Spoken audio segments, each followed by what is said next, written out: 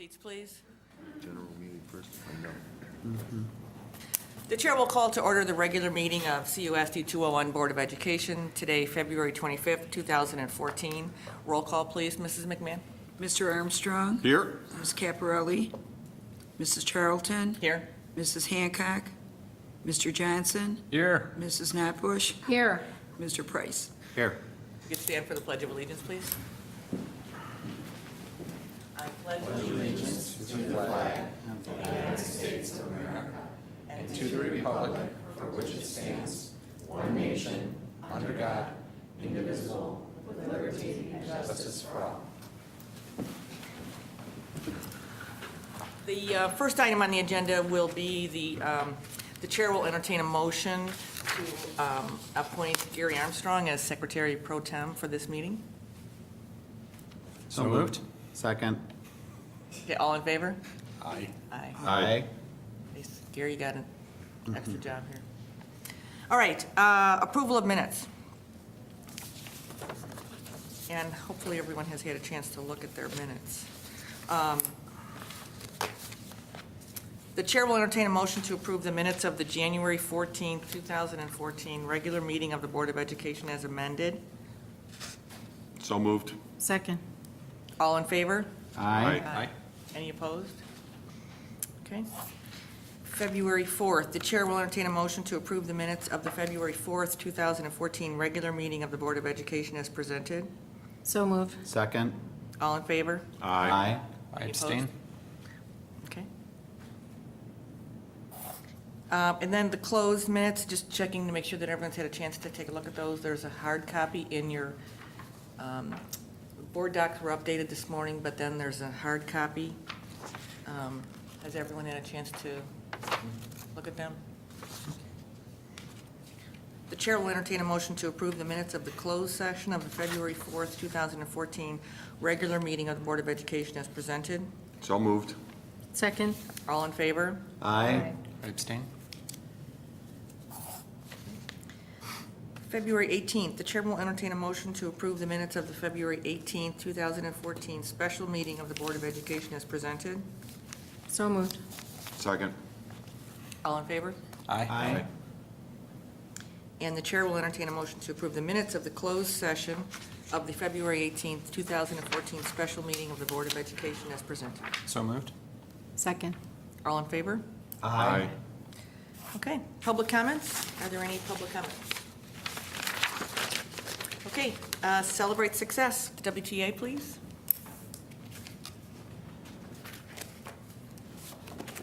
Hi, good evening, and thank you for the opportunity to speak to you tonight and to the community. Tonight, the Westmont Teachers Association would like to introduce Steve Ritz and Peggy Chapinski. Steve is a fourth grade teacher at Miller. He's been teaching for 15 years and has been with District 201 for 11 years. He's Miller's science guy and organizes and facilitates the science fair at Miller each year. He'll give you an update about this year's fair, which will be held in April. Peggy has been teaching for 19 years, 17 of them at Miller. She's taught 3rd, 4th, and 5th grade and currently teaches 2nd and 3rd grade literacy, 6th grade accelerated math to 5th graders, and math interventions K through 5. Both Peggy and Steve facilitate study club after school, which helps students with homework and provides interventions in math and reading. Steve also coaches T-ball in Bolingbrook through the T-ball Association, and he also attends a summer seminar at Fermilab so students can be awarded with a field trip for getting a ribbon at the science fair. Please welcome Peggy and Steve.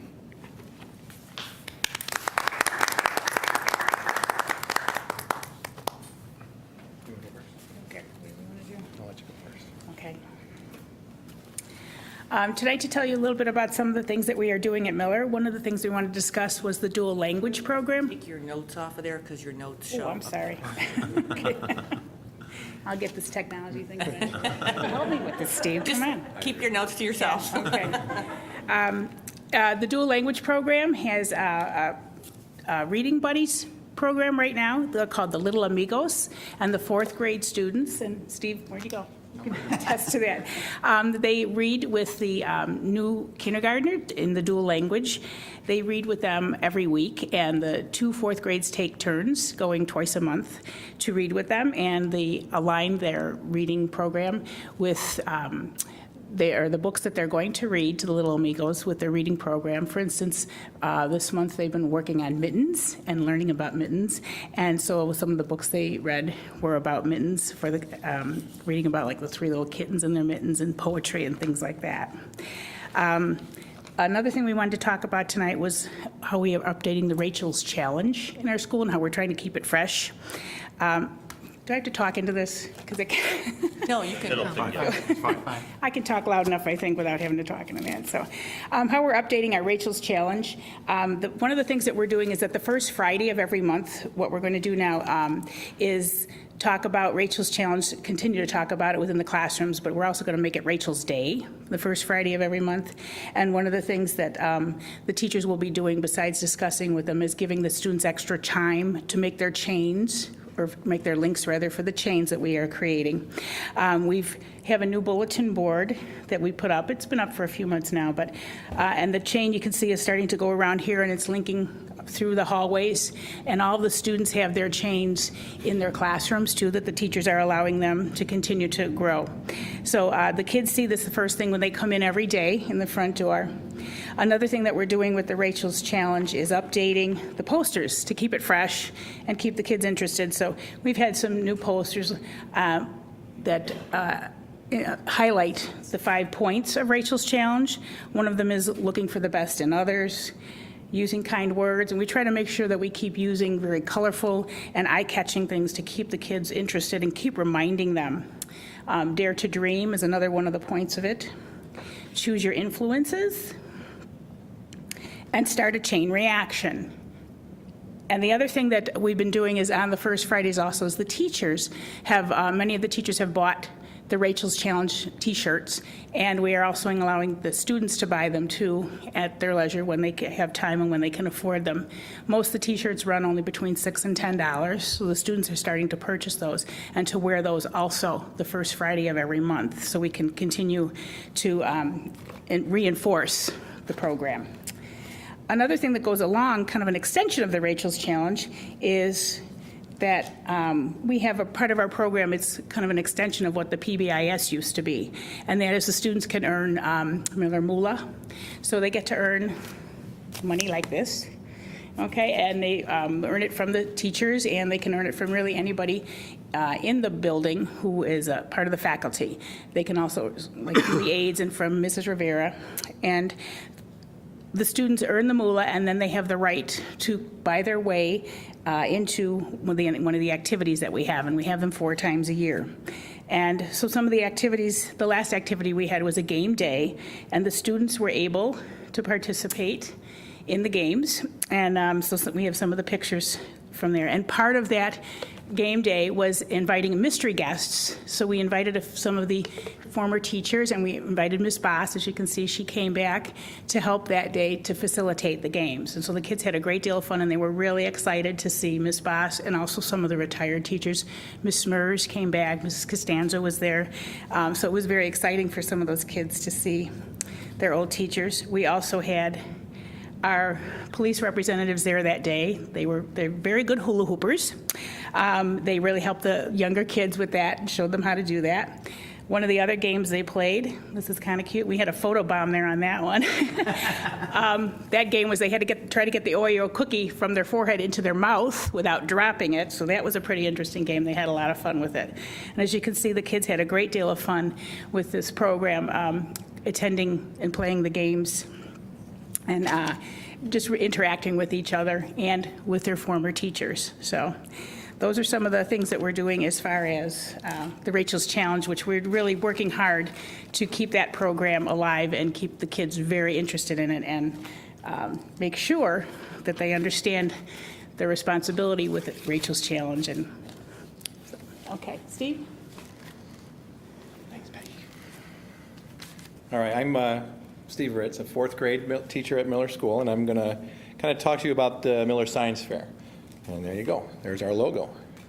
It's our 4th annual science fair, and we're going to have it on April 11th this year. And I want to kind of give a thank you to Jason Hancock and Mike Graham. They're the one that kind of spearheaded it like 4 years ago and got it started, and then handed it off to me, and we've been going strong ever since. It is a volunteer basis science fair, so 3rd, 4th, and 5th get the opportunity to participate, and they don't have to, but if they want to, they can. And we have started our planning now, so all the packets have been given out, and they're starting their trying to find a project that's suitable for their taste. And they get to go to the library, and the classroom teachers are also going to be involved in getting them started in this research process. What we do on the day of April 11th is kind of it's a big day, so we call it like the expo. So in the morning, we start off with an assembly, and these are the past assemblies that we've had in the past. Getting excited about science and the Science Alliance, and Mrs. Kajawa got involved in that picture down there with some of the activities there. So the kids get to do that in the morning. They get to all K through 5 get to go down and watch the scientists come in and do some cool things. By the way, this is funded by the PTO of Miller. They pitch in and purchase the assembly. The process of the science fair is thinking scientifically, of course. Thinking scientifically. We need to teach the kids to follow the science experiment, okay? We go into detail about demonstration versus experimentation. Volcanoes is not a science fair activity. You're just blowing off a volcano, and they want to do it, it's kind of cool, but we kind of go into, okay, now what are you going to do to make it more scientific? What are you going to compare? What are you going to test? Where's the measurement? Where's the data? So here's some pictures from some past science fairs, and another one as well.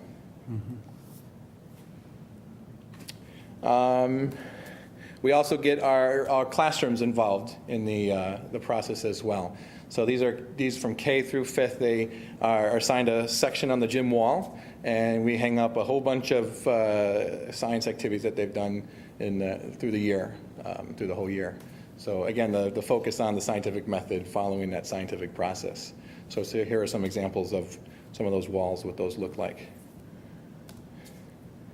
And another one.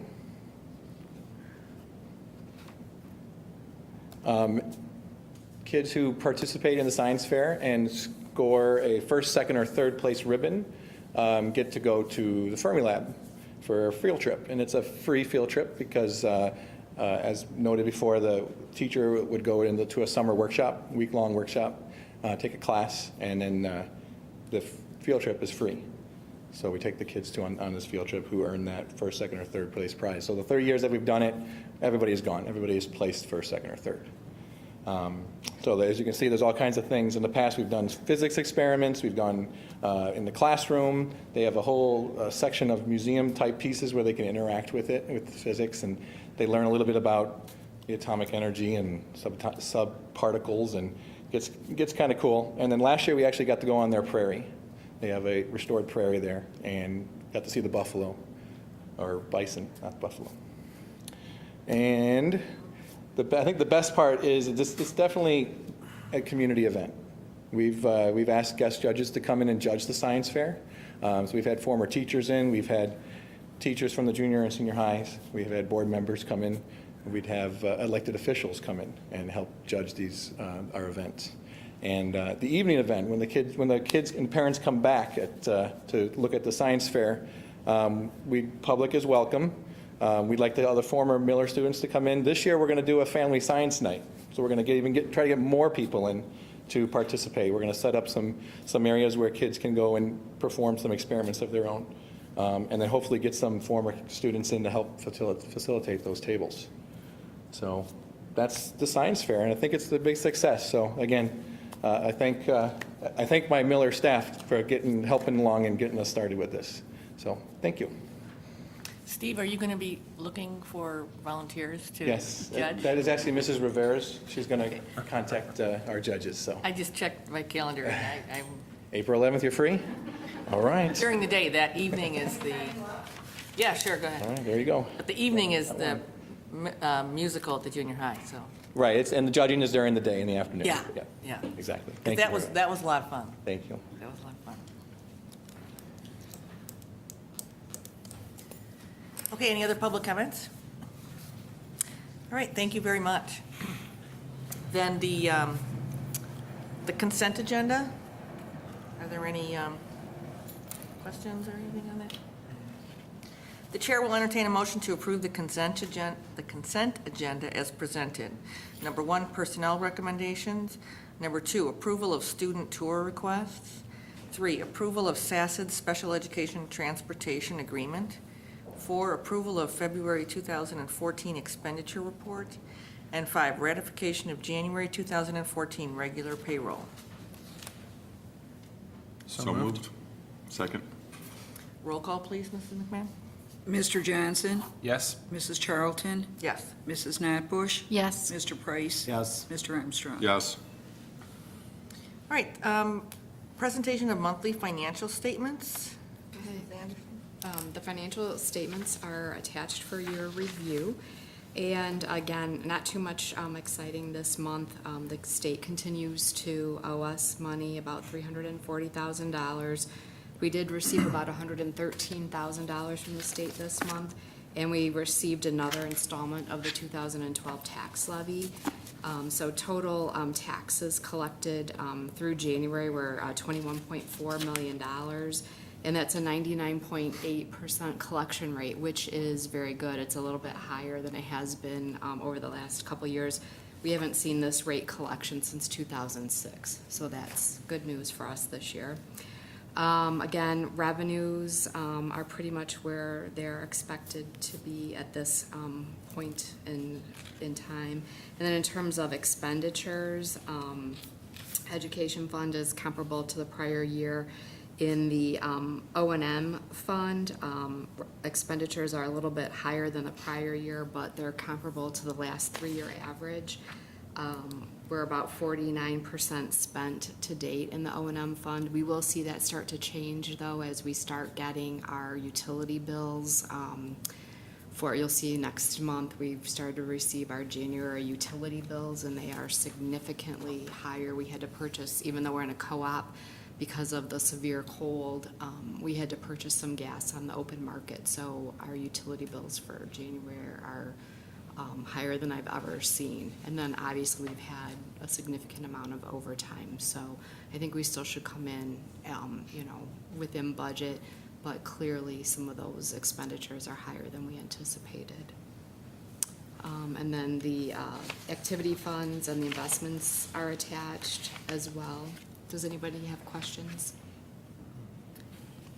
No, I was just worried about all the additional costs, but if you say we're still being in the budget. Yeah, Okay. I think I'll be able to, well, I'll let you know after we get February. Yeah, okay. So, Not that anyone else has And March. higher Yeah, bills March. coming. Apparently March also then. Right, yeah. So, So the 99%, that's pretty impressive. right, we budget like 99.5. Okay. But 99.8, again, we haven't had that type of collection in the past, 8 years, so. Oh, I was wondering if that had anything to do with an upcoming election. No, No? I don't think so. Well, that's good. That's good for us. Okay, anything else on that? Then we'll move on to summer school. Kevin, Sure. Included in the board book is the summer school proposal for the summer of 2014. And I'm going to give you a brief overview of the program that we're proposing. And then members of the administrative team are here to answer any of the board questions. And then after tonight's discussion, depending upon input from the board, we would like to, at the March 11th board meeting, then have the board approve it. And once that occurs, then we would, start the process of formally notifying our families and starting the registration process. So in terms of even the timeline this year, we're in a much better place than we were last year. But just a little historical background, on the summer 2012, the district offered a virtual option for our students. And then in the summer 2013, we expanded our program a little bit more. And we had some transition programs at the junior high and the high school, some credit recovery at the high school, and then also our virtual summer school. And then now this summer, I would say it's probably our most comprehensive proposal we've had to date. And even having conversations this morning with Linda Clawwitter, there's areas that we can still grow as we move forward. but definitely we think we're offering our community and our parents a much more comprehensive program. At the elementary level for our Miller and Manning students, again, there will be the virtual summer school option. In addition, we will offer a reading program for our struggling learners, but then we also have enrichment reading and math for our students who need to be challenged a little bit more. And then with our introduction to the dual language program, we'll also have a dual language program for the current kindergarten, and that will also be offered to incoming kindergarten students as well. So for families who want to get their child started early in a dual language program, we'll offer that opportunity. And then with all the programs, we're trying to keep tuition to a minimum so that it's more inclusive. Where you do see a cost, it's either connected to, for instance, the virtual, it's because of the software that we use, or in some cases with the math reading and enrichment reading and math, it's the consumables that will be used in the program. Transportation will be offered as well, and we'll handle transportation similar to what we did last summer, and which we'll use our attendance centers as the pickup point. And for most of our students, it's relatively easy for them to get to one of our schools, and then we'll transport them. And at this time, our plan is to have most of the programs will be at the high school. That'll be the place for summer school. When we move into the junior high, again, there's virtual summer school option. We have reading and math for struggling learners, and then we have a STEM enrichment program for accelerated learners. And then we will also have for incoming sixth grade students, we'll have a transition, a step up to sixth grade. That program will take place at the junior high because part of it is getting students acclimated to a new setting. And so it makes sense to have that at the junior high. And again, for junior high students, transportation is provided. For the high school, we have credit recovery for students. And then we'll also have a literacy program, again, that's geared towards our reluctant readers. There will be a transition for incoming freshman students, a transition to high school. And then for our students who are getting ready for the more of a challenge in terms of curriculum, we have our jump into honors math and jump into AP human geography. And again, for our high school students as well, we are providing transportation. And in terms of the, we know by keeping the tuition costs low for the students, obviously when you look at the projected costs to the district, the district is picking up a significant amount. But we are sharing that cost over 2 fiscal years because of the way that the program is spread out over the summer. And between what we have budgeted for summer school and then some of the contingency monies that we have, we're confident we'll be able to cover the costs on the district's part. And so that's why we're trying to keep the charge to the students and their families. So that's kind of an overview. And then if you have questions or, and then our administrators are here to help answer those questions. Yeah, I have 2 questions at the high school level. One is, how does it work with the credit recovery for seniors? So obviously that comes post-graduation. Do they effectively, they get a diploma, but there's no ceremony kind of thing for them, or how does that work? Yeah, okay. Yeah, that has to come to the podium. Would you come Jack. up here, please? Thanks. We can't see your nodding.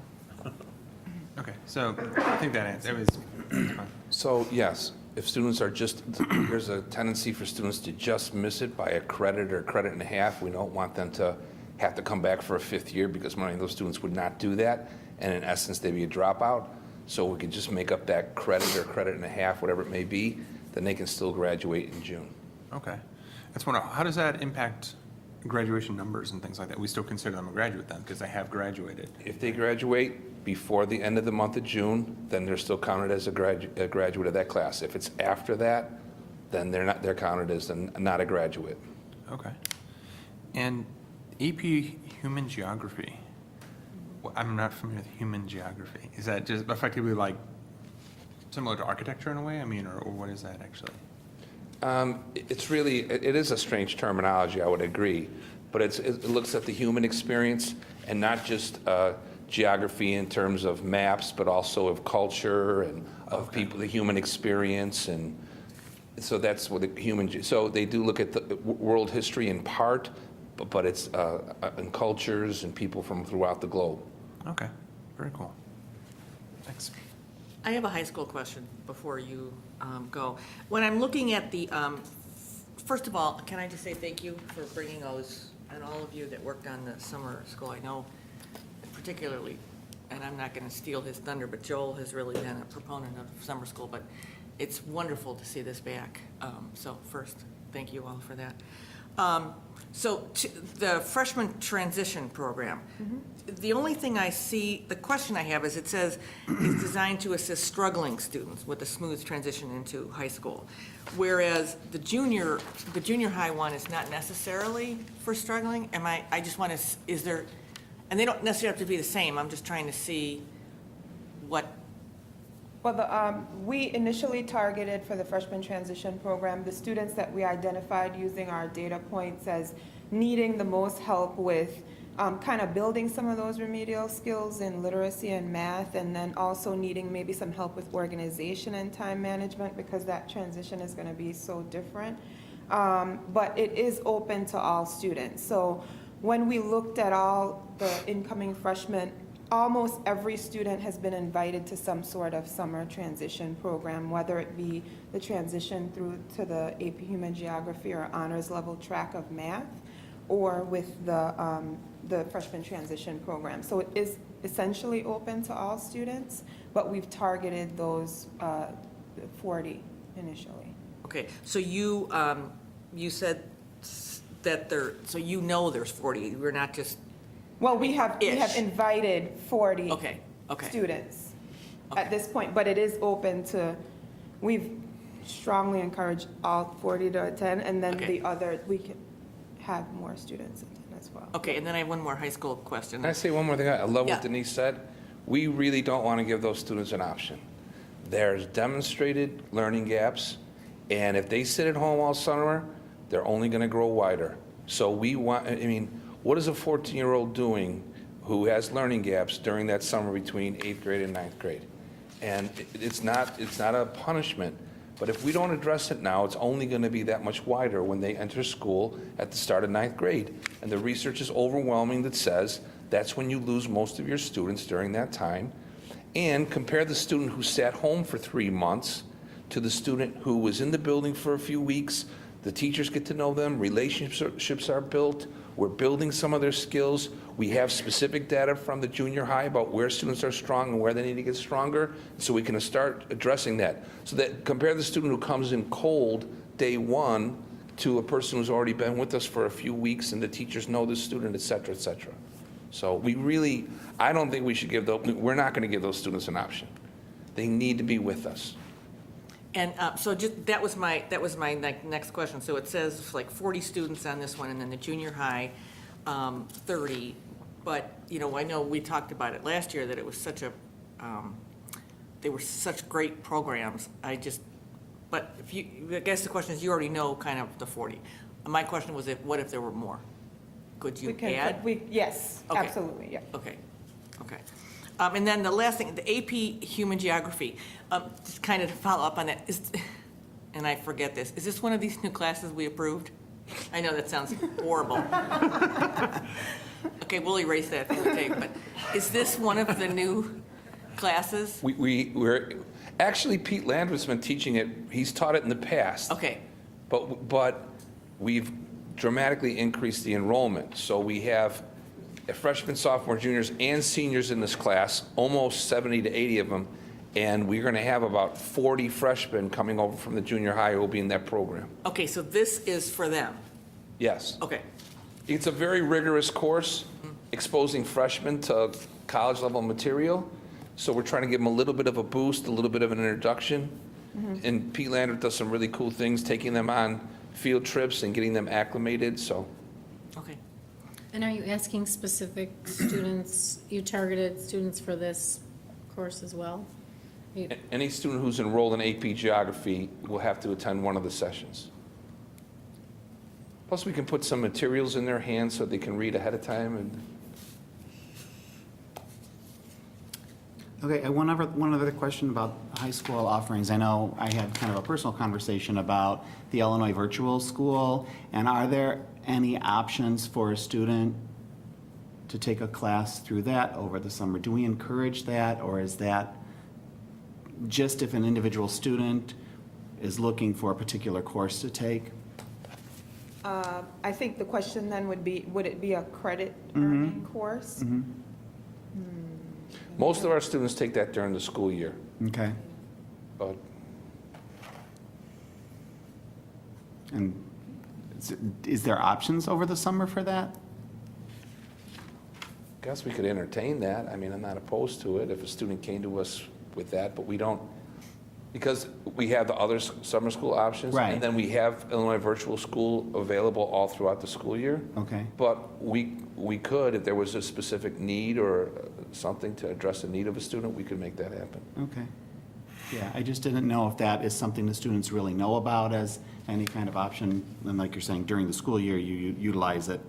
But over the summer, if there was a course that was offered and a student might have a reason to take it, or even for, I don't know the extent of their course offerings, you know, but if they wanted to take it either for an enrichment type of activity or for credit otherwise, you know, that is an option for if a student that may not be participating in what we're offering here. So if it's something that's available, it seems, and it's reasonable for us to offer it, it seems like it would be good to put it out there for students. Sure. Can I ask a question, Joel? Are you talking like similar to the virtual summer school that the elementary schools are offering, or is this? This is from the State Board of Education, and it is particular courses that they offer online for students to take. And, you know, there's a fair variety of them in the different areas, but it just seems like so much of education now is heading in this direction at one point or another. A student, whether it's in high school or in college, is going to be exposed or have to take some sort of online course. So for them to gain exposure to it at the high school levels seems like a appropriate thing, because they'll probably be exposed to it in their education beyond in some form or another. So it's just adding extra variety and different learning venues for our student population. And I think it should be encouraged. It does sound. And providing Yeah. courses that, if there are options out there for courses that we don't have here in Westmont, that it might give more variety for the student too. Yeah, I like those too. You know, I mean, nowadays you can earn a college education on a computer, you know, but if there is, you know, enhanced. And I think exposure is kind of a key thing, because I think it is probably certainly more important than when I was in college. The other question I had, and this kind of applies to all of the offerings, is the limits, and you kind of alluded to that a little bit. But I want to, you know, if we have more, it says 25 spots for like Manning and Miller, but if we have more, is there an option to add a section or add staff or something if, you know, should that need arise? I would hate somebody to get shut out who the parents feel, student feels, teachers feel might benefit in one form or another from one of the offerings we have, but gets shut out due to the limits that are listed here. So I want to, it would be my wish to have some sort of flexibility here, you know, if at all possible. So students that want to participate or should participate don't get shut out. So it's something just to kind of think about as you find who's going to register and that sort of thing. And we have had those conversations, and I think we're in agreement that we don't want to turn somebody away because we've hit a certain number. At the same time, you know, this is kind of our first go-around, and so we'll see what the response is. Right. And it would be great to have that problem. Right. And we're hoping families take advantage of it, so we'll see. And just, yeah, if it comes up, you know, that's, I just don't want it to leave the impression that people will be shut out, or students will be shut out. And one of the pieces we talked about a little bit, and I don't know if these conversations are going, is some sort of preschool possibility, and will that possibly come to us as part of this, or maybe not this year, or? Yeah, we've had some conversations, and the early childhood program's in the process of looking into that. You know, there are certain, with early childhood, there are certain requirements that you need to meet in terms of how many sessions you hold and so forth, so that you can qualify for reimbursement. So the early childhood program is looking into it. We're not sure yet if we'd be able to get it in place for this summer, but as you know, again, that's something that we did acknowledge, we recognize is lacking if we want to talk about a truly comprehensive program. That is an area that we need to look at. Yeah, very good. While you're talking about that, is when we look at this page of, well, it's on the WH high school, summer school programs. There's a reference to the possible Title I grants and the possible AP grants. Do we have any idea? I know, Jack, that we've received AP grants in the past. So are these things, are these two different things something we're going to apply for, and then, I mean, do we know, like, how does this, what does this mean? We already have, you know, we already, for this fiscal year, know what our Title I and the AP grant. There is, will be another round of AP grant dollars available that the high school will apply for. It's just more or less, you know, with the, we just want to confirm, you know, for instance, the jump in honors math, when, as a school, we look at it, we think, yes, that would be an appropriate use for AP dollars, because eventually those students will be in AP Calc. But we just want to make sure, before we make the commitment of the dollars, you need to make sure that it is, will be covered. Because if you get audited and it turns out that really wasn't an appropriate expenditure, then you have to turn around and give that money back. So we don't want to be in that position. And then with the possible Title I, same thing. We're looking at the program. We have to amend the grant. That has to be approved, and then you can expend the dollars. Okay, So, okay. I didn't know if there was like more money out there. no, these are dollars we currently know we have. Okay.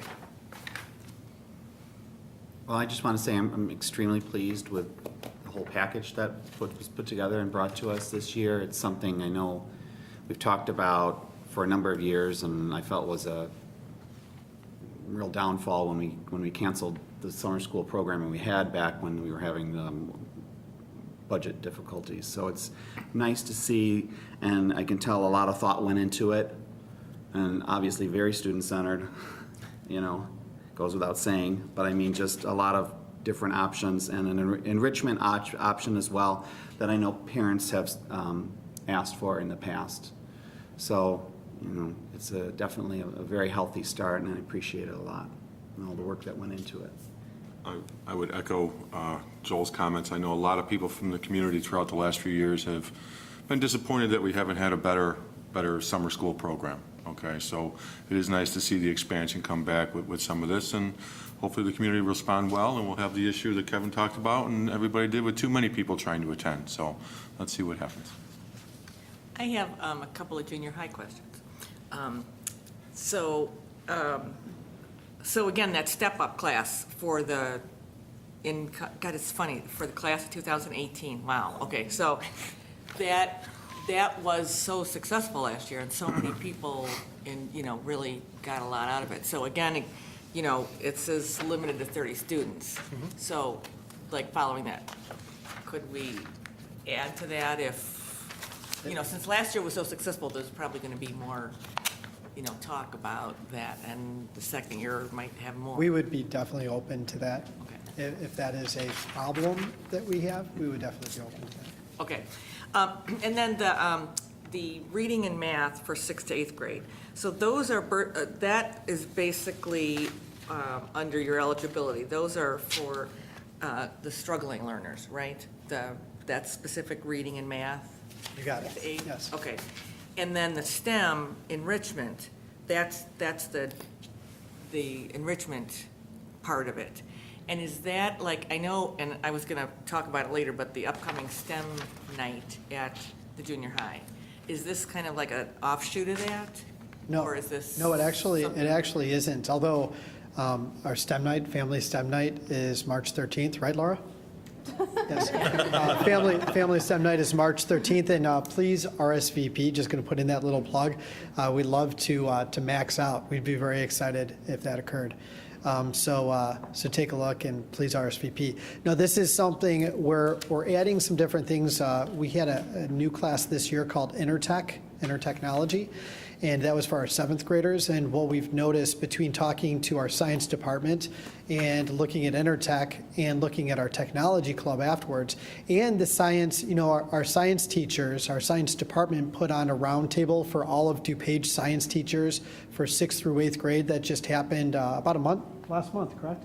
Last month. And so in that collaboration, in those conversations, they were hearing about other things that schools were doing. And we started realizing that we needed to bring STEM even more into the school. So we have, some people have heard of Lego Mindstorms. We've purchased some kits, and we've got some space station kits. And so we're really looking forward to integrating that into the Intertech curriculum and also into our e-periods, and utilizing that. Our science teachers are looking for to get their hands on the technology as well, the kits as well. So there's a few different ways we're going to be utilizing that.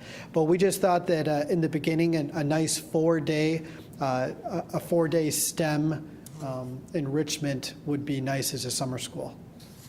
Yeah, I mean, that looks, and You like that? Do you like the intro there? I like the intro a lot, especially since I already. We figured with RSVP'd. RoboCop coming out, talking about robots. And I saw you threw that Legos in there too. So that was great. Love Legos. So it's just that it was, what happened last summer was such a success for the step up. And then I think I had one more question. So, and then to the elementary schools, so the same thing, there's reading, so there's intervention for the reading, and then, look at, they're both pushing each other. Look at that. Isn't that Somebody nice? has to go up there. Well, we wanted to make sure you all have FaceTime. Sure. So then for Manning and Miller, the reading will be for the reading intervention, but then the enrichment, reading and math, and that will be based on the teacher recommendation. Is that right for those two, For the reading, it will. We will have some teachers recommending their students Okay. that are struggling. For the enrichment, reading and math, we would do the same thing. We would get some teacher feedback and ask them for their thoughts. And the curriculum behind that would be based off the Quest curriculum that we use. Oh, okay. Okay. So I have a couple things, just, again, this is so exciting. I mean, I know this really sounds like a lot of work went into this.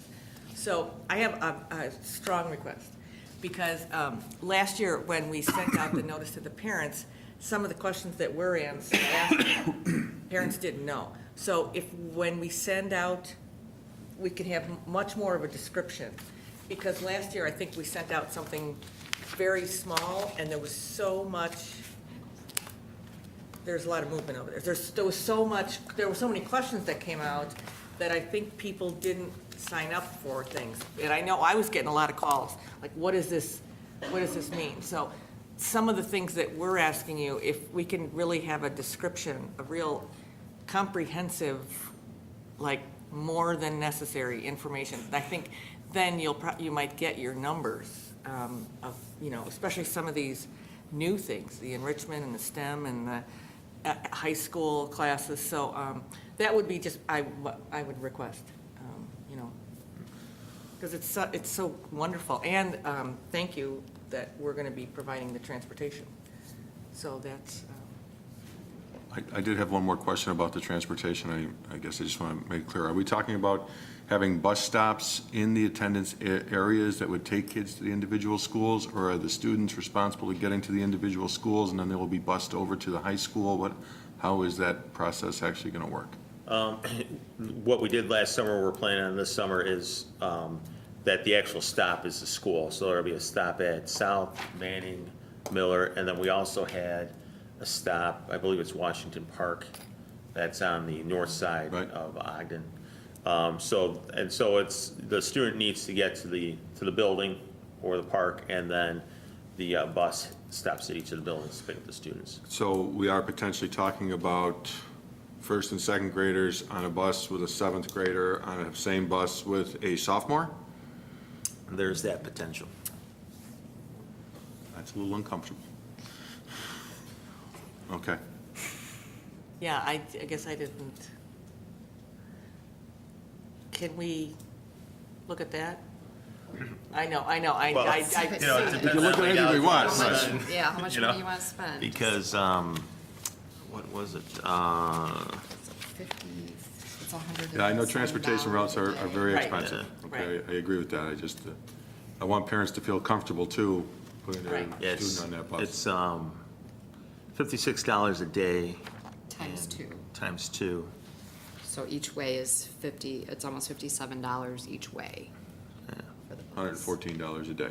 So it ends up being for the, like, what we're estimating is about $7,000 to do it the way that we are. If we want to run like a, lower elementary than an upper, type of thing, then you would need to double that cost. Okay? All right.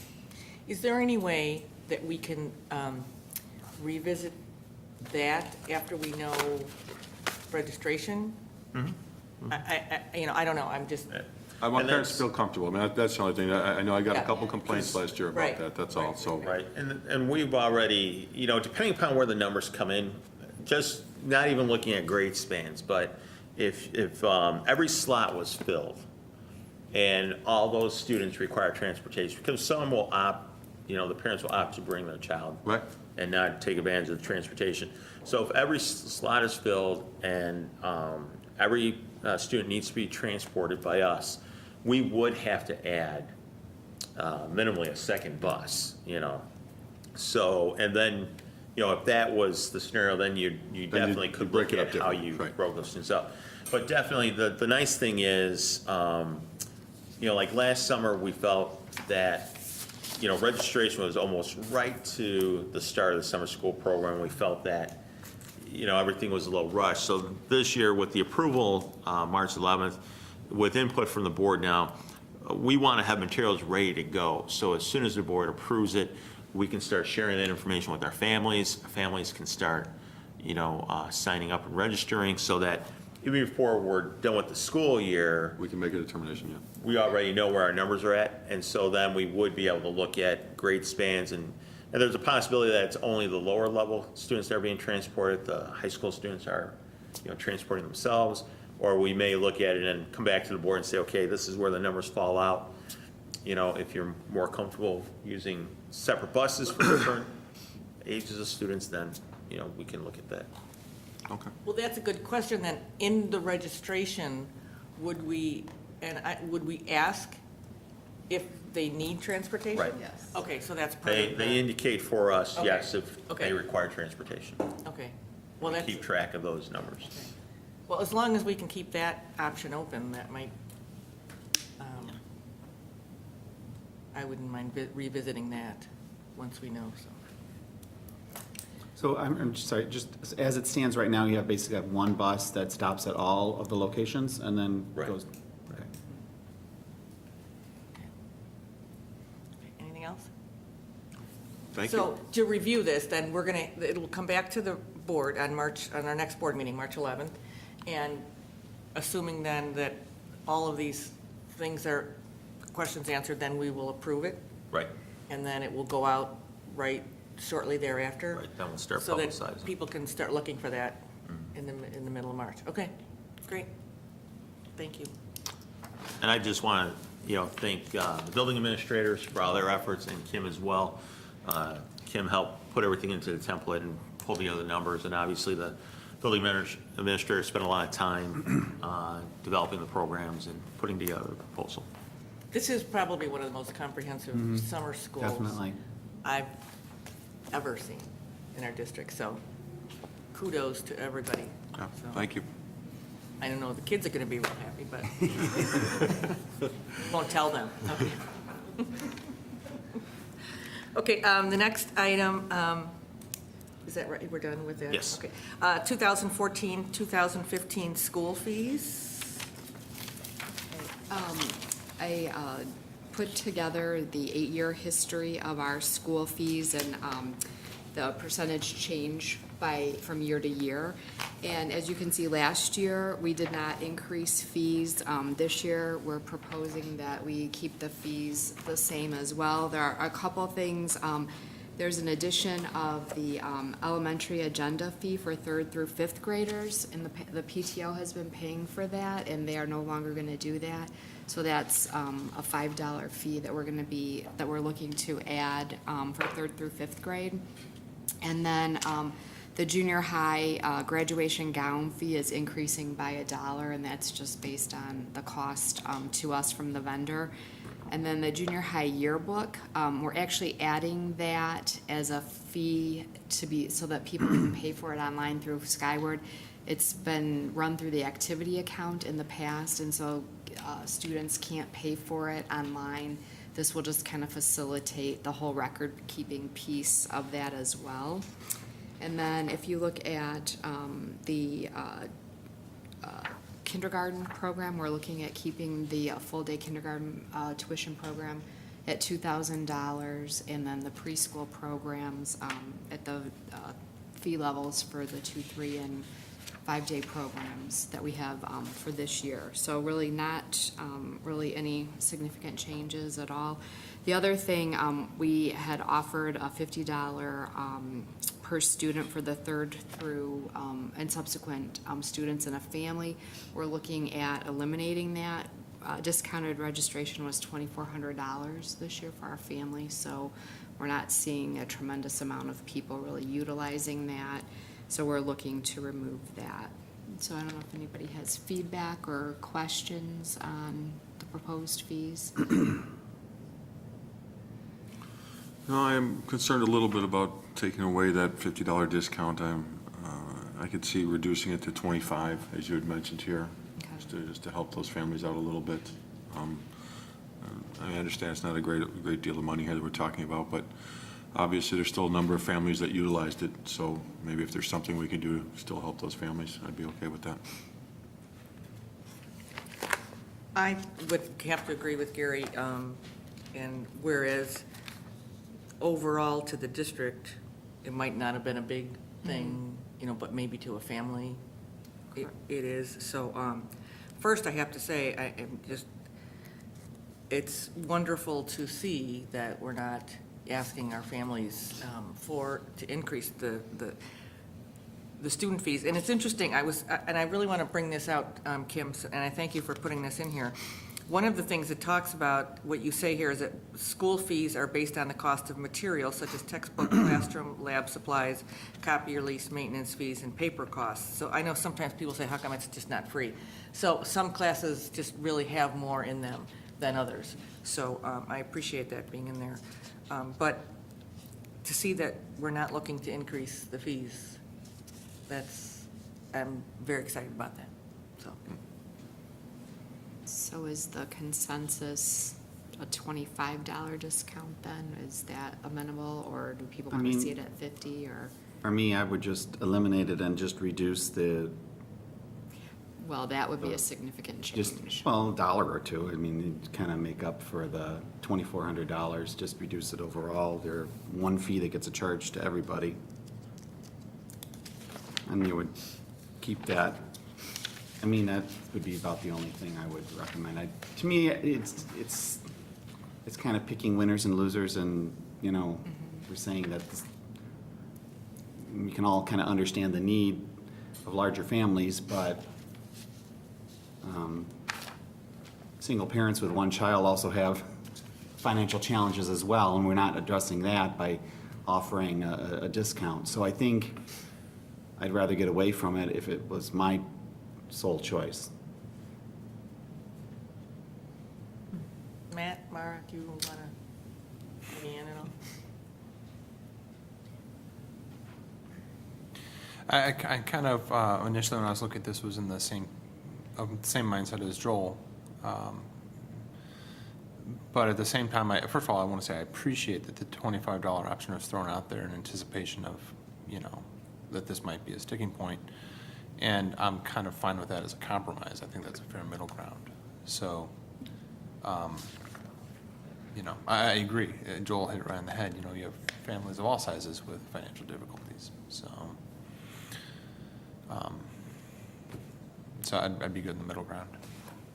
I would have to agree with that too. Maybe, so it's 50 now, and maybe that's not cutting it all together and then lowering it to 25, and then maybe next year, not at all. So I guess I'm a little more comfortable with the $25 for. Oh, so consensus, the 25 instead of the 50? That's fine. Okay. So I'm going to say this just to reiterate, that we are not raising school fees next year, so for everyone that knows that, so. And I like to say things twice when it's really good, so thank you for that. Okay, then the board community engagement. This, it's very nice to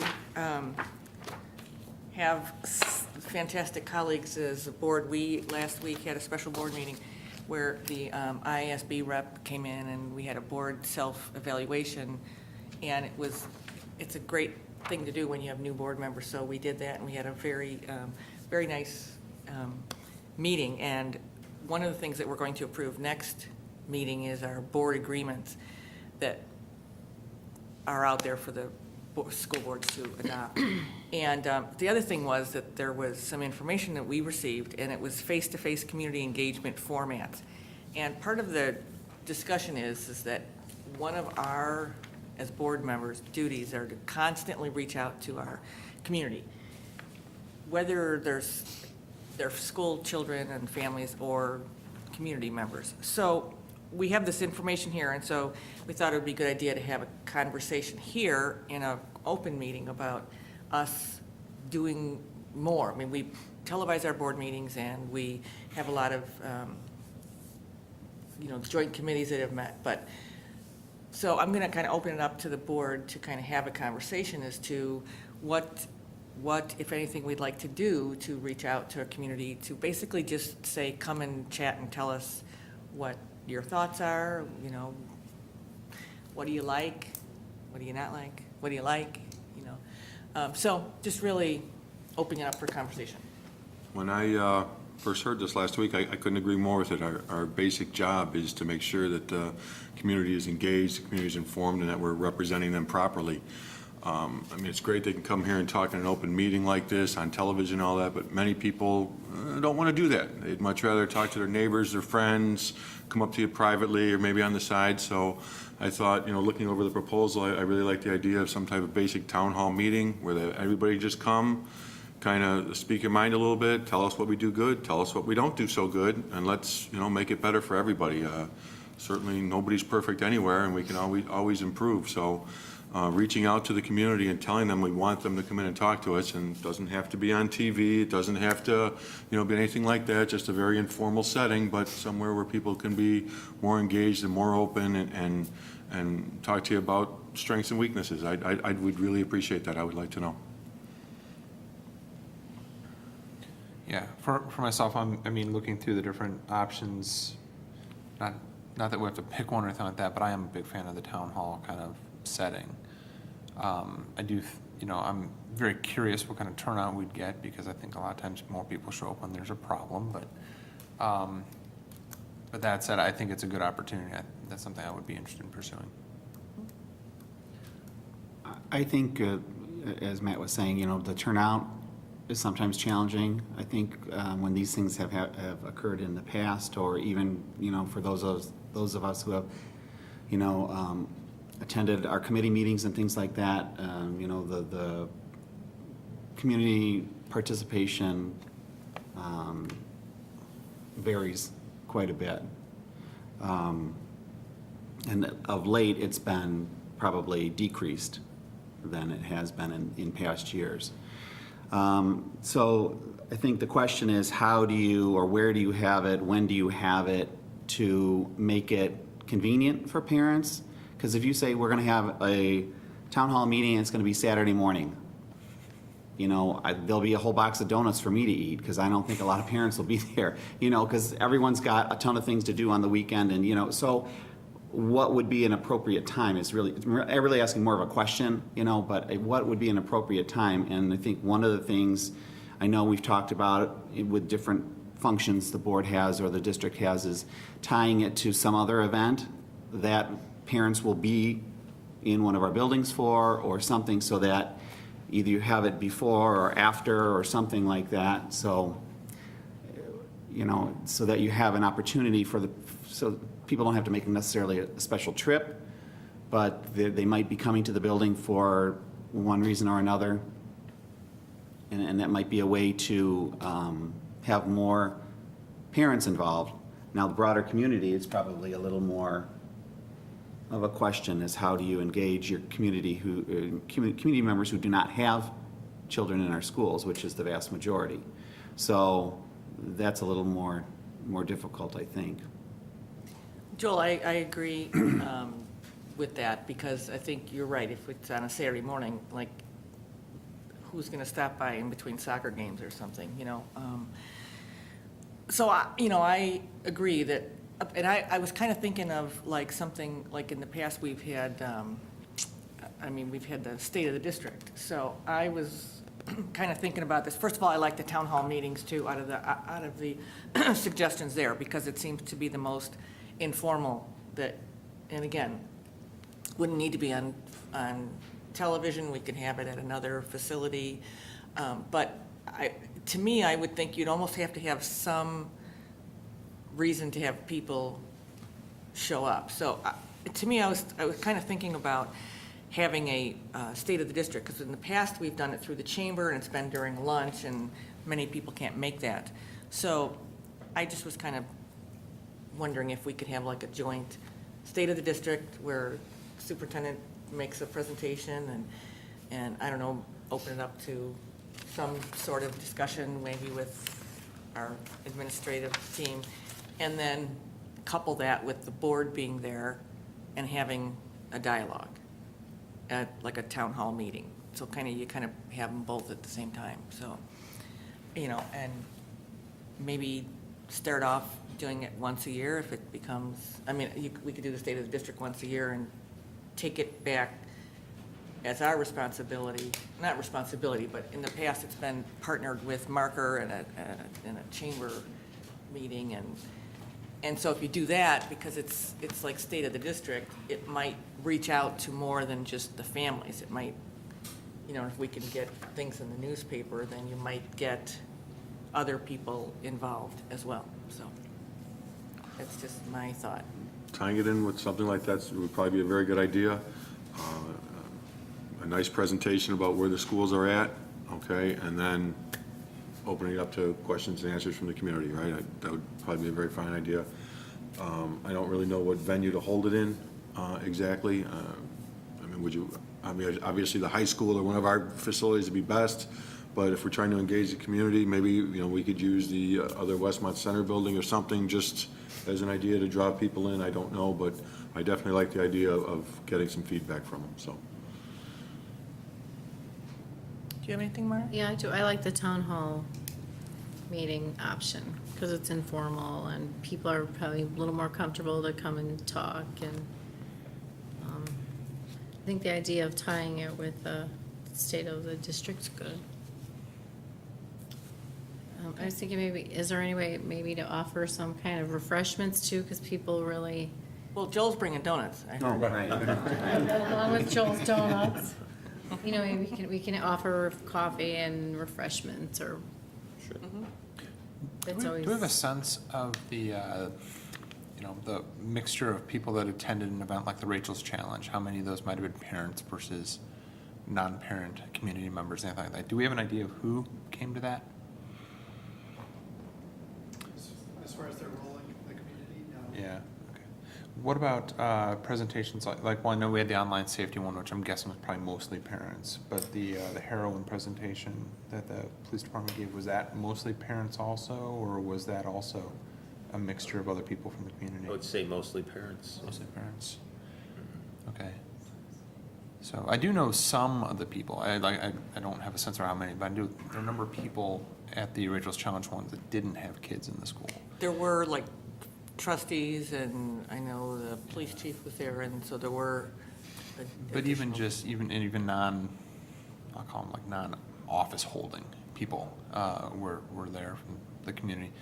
And I'm just thinking, any other, I have no idea.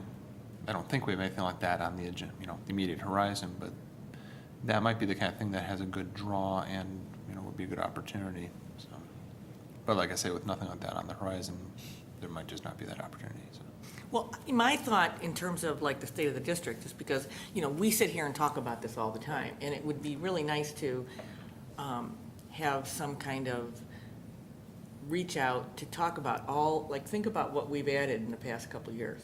Our AP classes and our PLCs, our teachers are working together, and our kindergarten and all that stuff, and maybe, people that don't have students don't know about that, and it might be a good time to share that.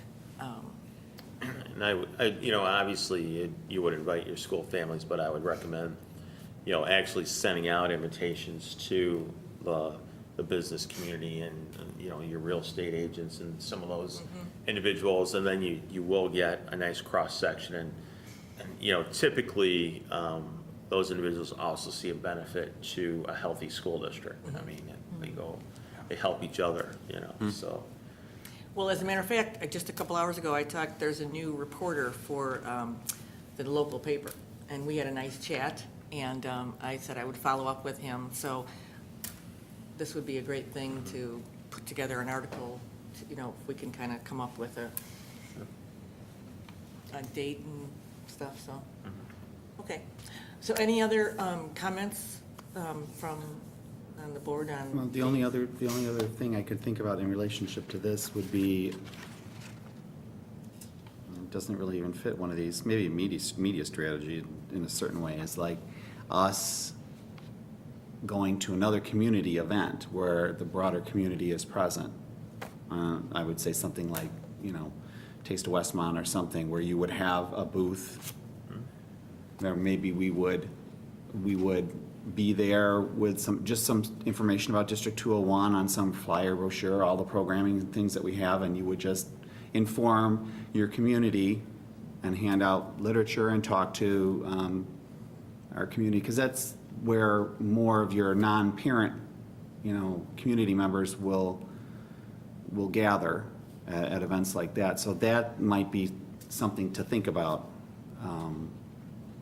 as a way of us getting out into the community more, rather than always the community has to come.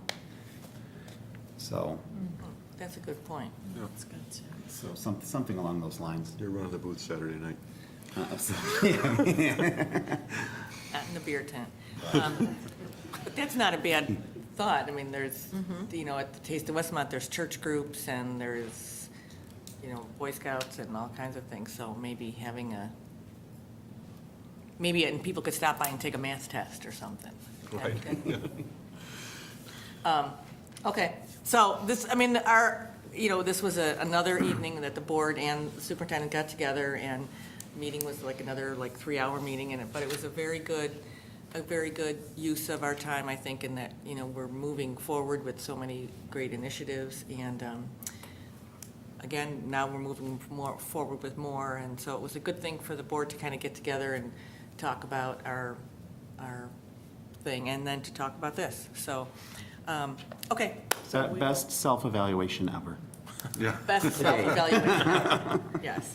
And while I'm talking about that, I would like to mention too that one of the things that we're going to put up on our website is our board now has not only received, there's mandatory training that board members have to attend, and not only has our board attended all of those, every board member, but we've also attended training that was optional. So we're going to be putting that on our website, and our ISB rep told us that was a very good thing for our district. So thank you to our fellow board members for that. Okay, next item on the agenda, superintendent's report. First, with regards to the EPIRD update, most of the subcommittees are kind of drawing to a close and are formulating their reports, and you have a summary of the technology group and what they're looking at in terms of give you an idea of what a reduction looks like for technology and media services. The Gifted AP program, it's kind of interesting how their meetings have been going in terms of identifying in the area of AP.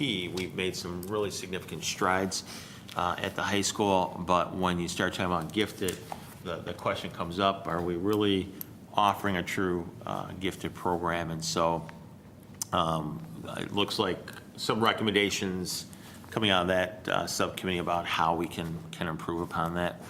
The pool committee, they're getting some estimates from Steve Cashman again to see what's going to cost ADA compliance and some of the other issues going on with the pool.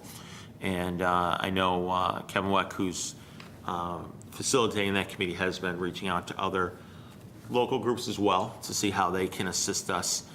And so they've made some progress there. And then last night we met with the class size group and took a look at a community survey. It's kind of nice. We had over 200 responders sort survey, and also started to look at the costs, and then from that lens of 10% increase, what were some of the pros and cons of looking at that, a 10% decrease in funding in those areas, again, pros and cons, and we're very quickly reaching closure in our area as well. So in March, we'll be bringing those reports back to the board and with some recommendations for the board to review. In the area of communication, the updated numbers in terms of with the new website, families signing up for the various e-alerts, and they have increased since the board's efforts, which is nice to see.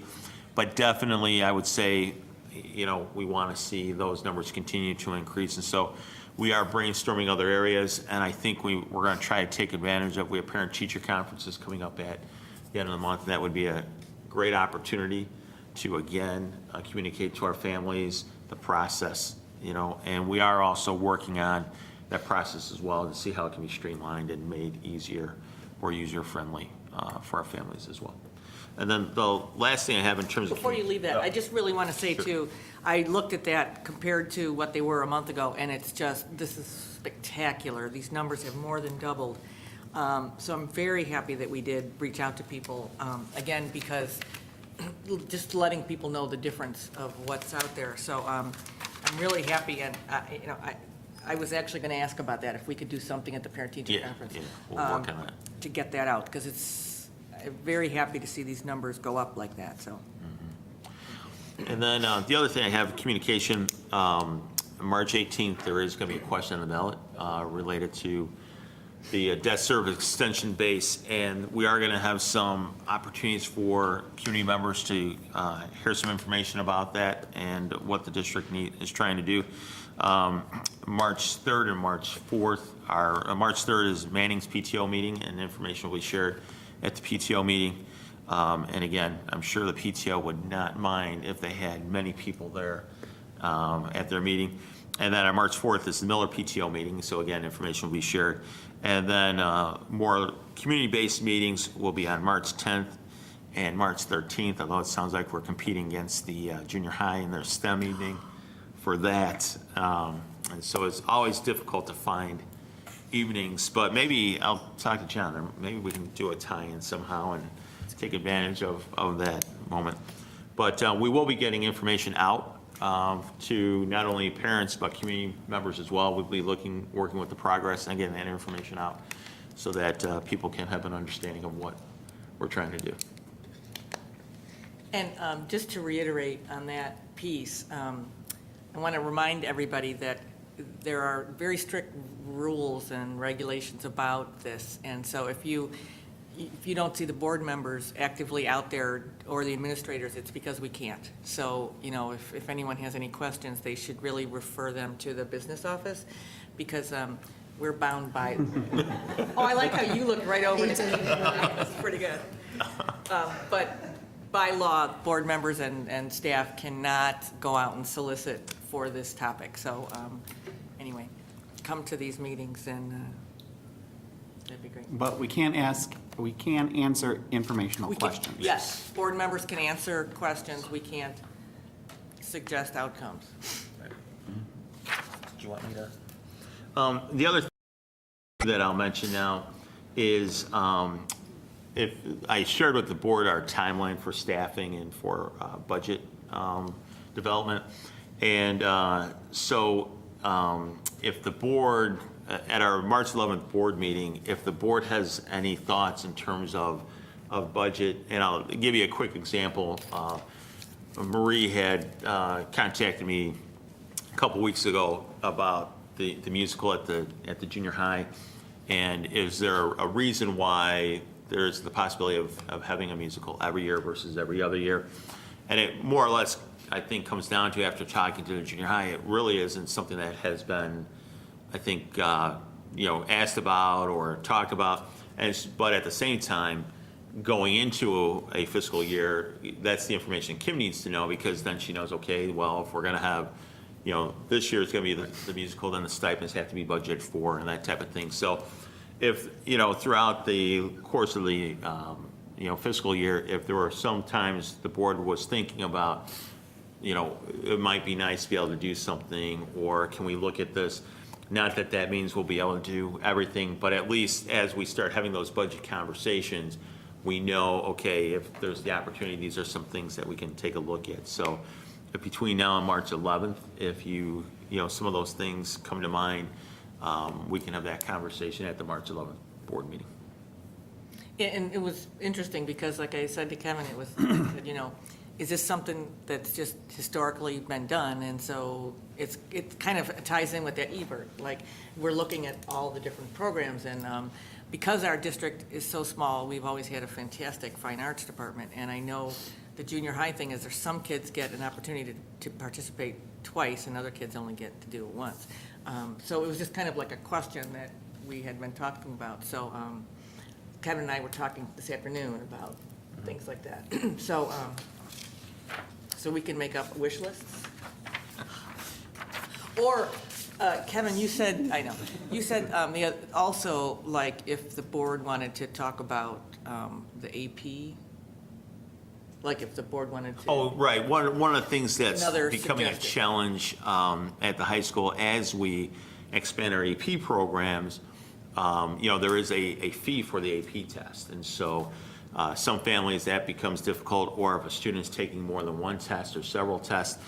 And so, again, there's been conversations, what can we do to assist those families this year? And it's difficult because, the budget process starts in January, and now we're in the end of February, March, and we're trying to see, okay, can we find some dollars and move some dollars? And the high school is looking at their particular budget and seeing what they might be able to do. Well, again, if that's something that we know going into it, that yes, we want to be able to offer students a break on those fees, well, again, that's something that we need a budget for and include that, and again, take a look at how we're allotting those dollars. So You can put that on the list right now. Yeah, well, that's. Part of the wish list, because I'm sure that would be definitely something we would talk about. Okay, and that's why we wanted to talk about it tonight, because we were talking this afternoon about the timeline, because if we think of anything, and I will talk to both Mary Kay and Shannon about it too, so that we can come to the next meeting and with any thoughts that you have about all of, any of these kind of things. So. Kevin, I just want to jump back quickly to the community meetings on the 10th and the 13th. Are we going to be able to put some type of notification into the newspaper so that the greater community can know to attend these meetings? Okay. yeah, we'll be working with, as Marie pointed out, we just today notified the young woman who was working, who covered our district for the progress. She's covering another area, and so we have a new individual. So yes, we'll be reaching out to that person and getting. And I did actually tell him today too that about this, and that I couldn't really promote it. I could give the information and that, so that will be. That's all. Just want to make sure the community knows that there's a meeting they can attend to get informed. That's all. So. Okay, are you? Yep. You got everything? Okay. Are there any board reports? Well, I don't want I to steal see. your thunder, but, you know, I saw the STEM invitation myself. We're very excited for that. Congratulations, junior high. I'm sure you'll see a couple of Armstrongs there in attendance that day, but hopefully many parents will come. It looks like it's going to be a great evening. So thank you very much. Something else I want to touch in, just a community thing. Westmont Park District is pursuing a park grant application for a new recreation center over at Tywarner Park. This is actually part of their long-range plan originally, but they have a unique opportunity here to get a significant amount, I think it's like 75% of the funding for it, through this grant application. The building would include opportunities for added programs in dance, fitness, training, banquets, summer camp, and a lot of other things. And I had a chance to talk to Robert Fleck over at the Park District. What they really need as part of this grant is a lot of feedback from the community. And you can do that through their website, which is wpd4fun.org. There's also a lot of information there with drawings and stuff like that on what they're planning on doing, but they're looking for community feedback. You can also mail in hard copies and stuff, but it's all right on the homepage, right in the middle of it. So I think it's a neat opportunity for our community, and just want to encourage people to check it out. Yeah, that was really good. And, you know, like, I know one of the things that they've been talking about is the PVPN, and I know a lot of our students participate in that, so thank you for that. That is. Sure. That's good. Oh, and I attended the Manning Fun Fair. Our family attended the Manning Fun Fair at the different. Westmont Yard. Thank you. The different venue. It was a lot of fun. A lot of people, was very well attended, and we had a great time.